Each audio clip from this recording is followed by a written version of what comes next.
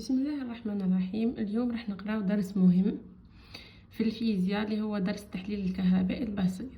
هذا الدرس مقترح وبقوة في الفرض، معناتها إذا هذا الدرس ما فهمتوش ممكن يروح لك الفرض من الفرض نصه، لأنه الفرض تاع الثلاثي الثاني راح يجيبولك بالتأكيد درس من دروس الشوارد، وممكن يجيبولك الفرض بكله على الشوارد. واذا جابوا الفرض بكله على الشوارد لازم يجي الدرس تاع التحليل الكهربائي البسيط. هو درس مهم ولازم نفهموه، اصلا يجي ياسر في البيان. العام اللي فات ما جاش في البيان، اذا العام هذا راح يكون مقترح وبقوه. متفاهمين؟ في البيان راح يجيب لك تمرين على الشوارد اللي هي تابع للميدان هذا، ويجيب لك تمرين على التكهرب، ويجيب لك تمرين على الميدان مازال ما قريتوهوش. هذاك نخليوه كي نقراوه نحكيو عليه. ليسونسيال هذا لازم تكونوا فاهمينه. نبداو بسم الله. درس التحليل الكهربائي البسيط درس سهل ما فيهوش حاجه. راح يجيب لك محلول عباره عن محلول شاردي ويحطه في وعاء التحليل الكهربائي. راح يجيب محلول ويحطه في وعاء التحليل الكهربائي. هذاك المحلول دائما يجي اسمه كلور ومعه معدن. مثال المحلول راح يجي اسمه مثلا كلور الحديد. الحديد معدن، او كلور الالومنيوم، او كلور النحاس. معناتها اسم المحلول دائما راح يبدا بكلور ويجي لصق فيه معدن. مثال كلور الزنك، كلور القصدير، كلور الفضة. ثم دائما اسمه يبدا بكلور. اليوم راح نعطيو كمثال كلور النحاس. راح نحط هنايا كلور النحاس.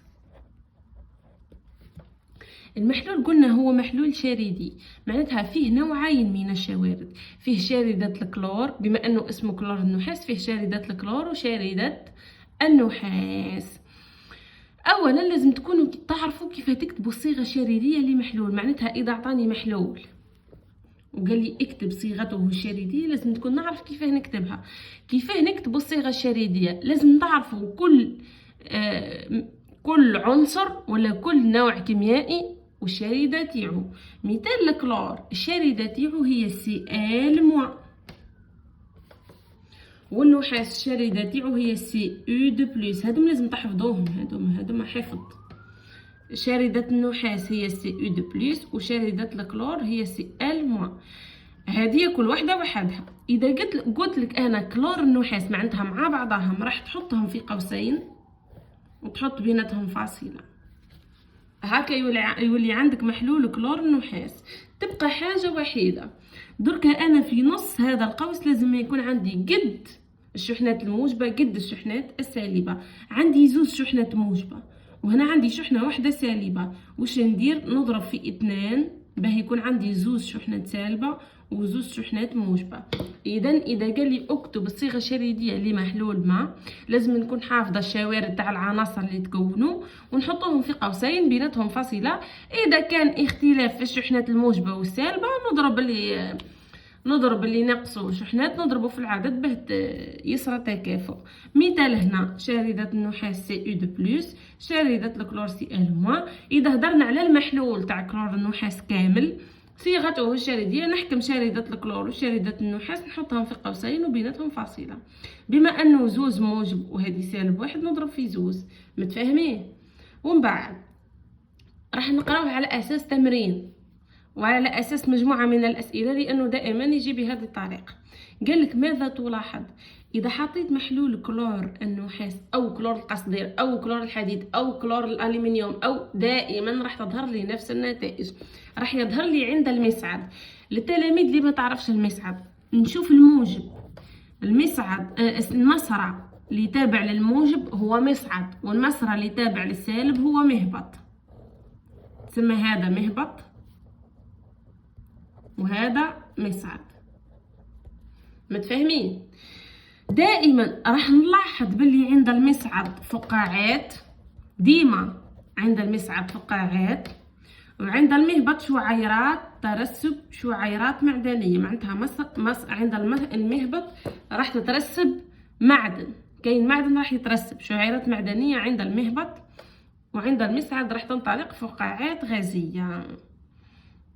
قال لي ماذا تلاحظ؟ وبما انه عندي هنايا مصباح راح يتوهج، لان المحلول شاردي، المحلول الشاردي نقل الكهرباء، بما انه ينقل الكهرباء يتوهج المصباح. ماذا تلاحظ؟ اولا توهج المصباح، ما تنساوش بلي كاين مصباح لازم تتولهو، توهج المصباح. تاني حاجة عند المصعد قلنا دائما انطلاق فقاعات غازية عند المصعد، وعند المهبط ترسب معدن أو ترسب شعيرات معدنية، كيف ترسب معدن أو ترسب شعيرات معدنية. دركا قال لي ما هو الغاز المنطلق عند المصعد وما هو المعدن المترسب عند المهبط. راح نجي انا للمحلول هذا. المحلول هذا فيه زوز انواع كيميائيه، المحلول بكله فيه زوز انواع كيميائيه، فيه الكلور والنحاس. معناتها النتائج اللي خرجت يا هذا كلور وهذا نحاس، او هذا نحاس وهذا كلور، واحده من الزوز. قال لي ما هو الغاز المنطلق عند المصعد. دركا انا هنا عندي الكلور قاعد يدور، شوارد الكلور قاعده تدور، وشوارد النحاس قاعده تدور. في رايكم انتم شكون هو المعدن هنا؟ اخي قلت لكم انا المحلول اسمه كلور المعدن، معناتها الكلور ديما ومعه معدن. هنا النحاس هو المعدن. بطريقه ابسط باه يصرى تجاذب ما بين زوج انواع، باه يصرى تجاذب لازم يكون واحد موجب وواحد سالب. دركا انا هذا المهبط تابع للسالب، السالب مع السالب تنافر، معناتها السي ال موا ما يقدرش يروح للمهبط لانه كاين سالب هنا، سالب مع سالب تنافر. تسمى مش سي ال موا اللي جا هنا، السي او دو بلس اللي هو النحاس، سي او 2 زائد هو اللي يجي هنا، سالب مع الموجب تجاذب، يحكم الموجب كامل يجي هنا. سي بون، موجب مع سالب تجاذب يجيو هنا، شوارد الكلور تجي هنا. مفروغ من امرها. شوارد الكلور بما انها سالبه، السالب مع الموجب تجاذب، ها هي سالبه والمصعد تابع للموجب تسمى تجاذب، والسالب المهبط تابع للسالب يجذب ليه الشوارد الموجبه اللي هي سي او دو بلس. معناتها الغاز المنطلق عند المصعد هو غاز الكلور، غاز الكلور صيغته Cl2. غاز الكلور هو Cl2 وشاردة الكلور هي Cl-. المعدن المترسب عند المهبط هو معدن، بما انه المهبط جذب ليه الشوارد الموجبة اللي هي النحاس، اذا هو معدن النحاس. معدن النحاس Cu. كي نقولوا معدن حاجة، معدن النحاس حاجة، وشاردة النحاس حاجة أخرى. شاردة النحاس تجي فوقها زوز زائد، ومعدن النحاس يجي سي او برك، ما فوقها لا زوز زائد لا زوز ناقص لا والو. راح نفسروا ماذا حدث، كيفاه حتى سي او دو بلس راحت هنا ولات معدن النحاس سي او برك، وكيفاه سي ال موا راحت للمصعد ولات سي ال دو، كيفاه شوارد سي ال موا طلعت هنا ولات سي ال 2. راح نفسروا. نبداو بالتفسير عند المهبط. عند المهبط واش صرا؟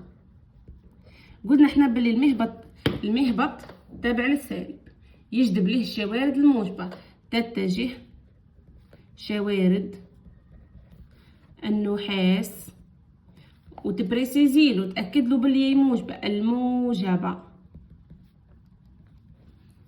نحو المهبط، تتجه شوارد النحاس الموجبة إلى المهبط. متفاهمين؟ استغفر الله هنايا غلطت جماعة. سي او دو بلس تكتب له الصيغة تاعها نحو المهبط. كي توصل للمهبط انتم راح شفتوا في التفسير هذا كامل راح تقولوا شاردة اما فقدت الكترونات او اكتسبت الكترونات. هذا واش راح تقولوا؟ هذيك تتجه وهاك نعرفوها كل تروح للمصعد، هذيك تروح للمصعد وهذيك تروح للمهبط، بس انتم لازم تعرفوا تكتسب او تفقد. بون هذه سي او دو بلس معناتها موجبة، وبما انها موجبة لا تحتوي على الكترونات. الالكترونات هذايا عنصر لا يرى بالعين المجردة، وسالب يجي سالب. معناتها اي حاجه موجبه ما فيهاش الكترونات. بما انها هي ما فيهاش الكترونات اذا ما هيش راح تفقد، ما عندها ما تفقدهم، اذا هي تكتسب، لتكتسب الكترونات وتترسب على شكل معدن النحاس. ثم كانت شوارد النحاس كي اكتسبت الكترونات ولات معدن النحاس Cu. نروحوا عند المصعد. شكون اللي يروح للمصعد؟ هي شوارد السالبة اللي هي شوارد الكلور، تتجه شوارد الكلور السالبة Cl-، نكتب له الصيغة تاعها. كي تروح لتم بما انها سالبة معناتها تحتوي على الكترونات. يا اخي قلنا الالكترون هو عنصر سالب لا يرى بالعين المجردة. كي يكون Cl- معناتها فيه الكترونات، معناتها يفقد، ما يكتسبش، هو فيه ديجا وعليه يكتسب، يفقد. لتفقد الكترونات، متفاهمين؟ وبما ان غاز الكلور فيه 2 معناتها راح ترتبط زوز مع زوز، لترتبط مثنى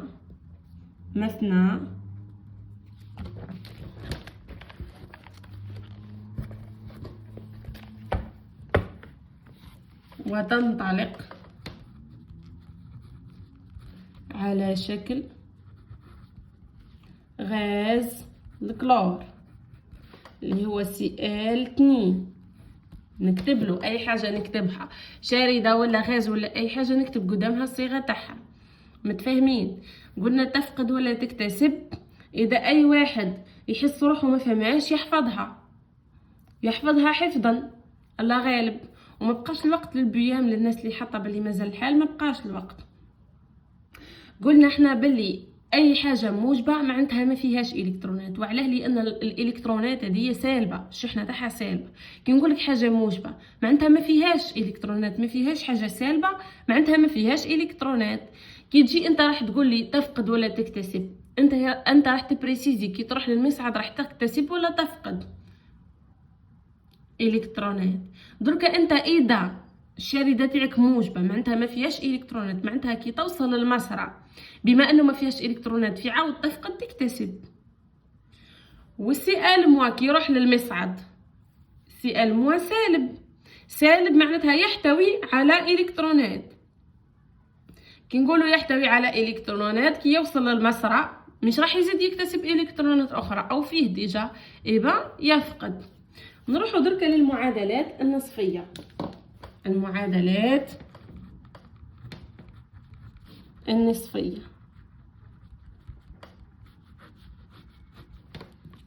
عند المصعد،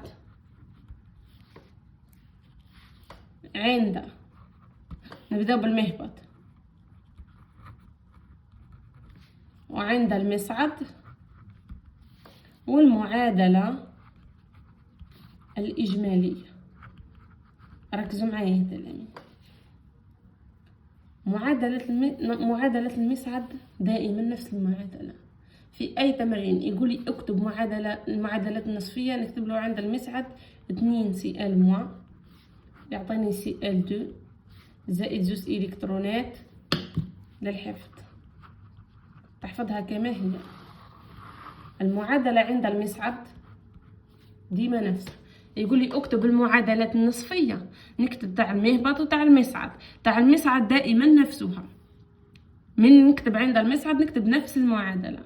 عند المهبط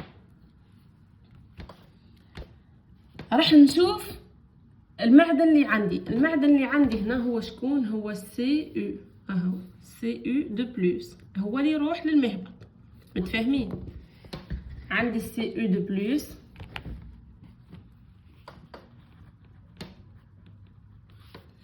كي يروح للمهبط وش يصرالو؟ هل يفقد ام يكتسب؟ بما انه موجب معناتها ما فيهوش الكترونات، يكتسب الكترونات.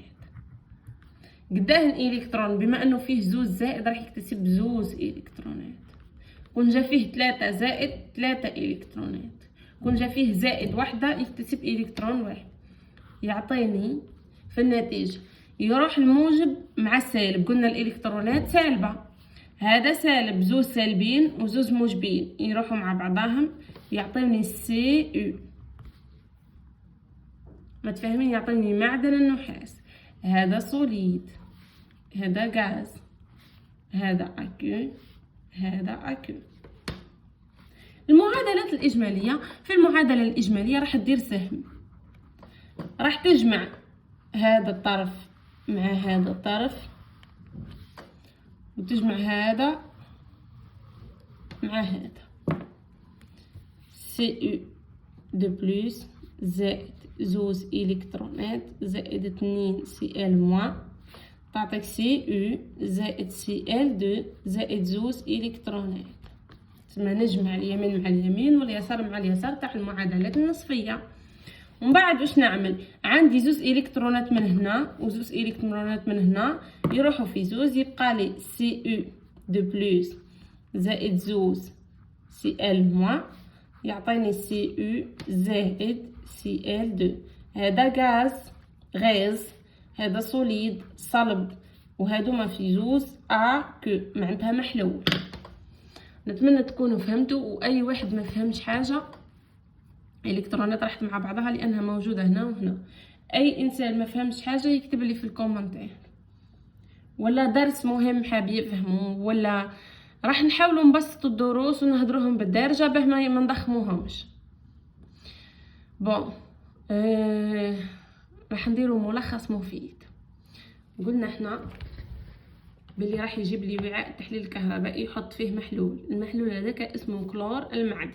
المعدن يتبدل، هذا مثلا نجيب كلور الالومنيوم او كلور النحاس او كلور القصدير او كلور الفضه او كلور الرصاص، المهم كلور ومعه معدن. ومن بعد ماذا تلاحظ؟ دائما راح نلاحظ عند المصعد اللي هو المسرى التابع للموجب، المسرى التابع للموجب نعيطوا له مصعد، راح نلاحظ انطلاق فقاعات غازيه. وعند المهبط اللي هو المسرى اللي تابع للسالب نعيطوا له مهبط، راح نلاحظ ترسب شعيرات معدنيه. سي بون. الغاز المنطلق عند المصعد هو الكلور. لماذا؟ بما ان المصعد تابع للموجب اي شحنته موجبه، احنا الموجب مع السالب تجاذب والموجب مع الموجب تنافر، تسمى بما انه هو موجب راح يجذب ليه موجب، هو راح يجذب ليه الشوارد السالبه. هو موجب، عندي هنا شوارد موجبه وشوارد سالبه. شوارد سي او النحاس موجبه تروح للمهبط، يجذبها المهبط يجذبها السالب، والشوارد الكلور السالبه يجذبها المصعد اللي هو موجب. متفاهمين؟ ومن بعد ثم الغاز المنطلق عند المصعد هو الكلور، والشعيرات المعدنيه المترسبه عند المهبط هي النحاس. لو كان المحلول تاعي اسمه كلور الحديد راح ينطلق غاز الكلور هنا ويترسب معدن الحديد هنا. لو كان المحلول تاعي اسمه كلور الالومنيوم راح ينطلق غاز الكلور هنا والالومنيوم يترسب هنا. كلور القصدير ينطلق غاز الكلور ويترسب معدن القصدير. متفاهمين؟ معناتها دائما عند المصعد انطلاق غاز الكلور، ديما عند المصعد انطلاق غاز الكلور. ومن بعد اذا كان عندي مصباح يتوهج بطبيعه الامر لان المحلول الشاردي ينقل الكهرباء. التفسير، في التفسير انت راح تقول له تتجه الشوارد هذيك الفلانيه الى المصعد والشوارد الاخرى الى المهبط. راح تشوف انت الشوارد الموجبه تروح للمهبط والشوارد السالبه تروح للمصعد. مفروغ من امرها هذه راح تقول له تكتسب او تفقد. اي حاجه موجبه تكتسب واي حاجه سالبه تفقد. اي شارده موجبه تكتسب، اي شارده سالبه تفقد. ومن بعد المعادلات النصفيه، المعادله النصفيه تاع المصعد دائما نفسها تحفظوها وتصبوها. المعادله تاع المهبط يتبدل فيها الا المعدن. مثلا هنا نحاس كاتبين سي او، لو كان احنا مستعملين الزنك كلور الزنك هنا راح يجي الزنك. لو كان القصدير تكتب هنا معدن القصدير اس ان، لو كان الحديد تكتب اف او وهنا اف او. متفاهمين؟ الاجماليه راح تدير سهم تجمع اللي على اليمين مع بعضهم واللي على اليمين مع بعضهم عفوا واللي على اليسار مع بعضهم، ومن بعد تختزل الالكترونات اللي موجوده هنا ومن بعد كده تكتبوها مختصره. نتمنى تكونوا فهمتوا. اي درس ما كنتش فاهمينه اكتبوا لي عليه، راح نشرحوه بطريقه مبسطه وبدارجه، وربي يوفقكم وربي ينجحكم.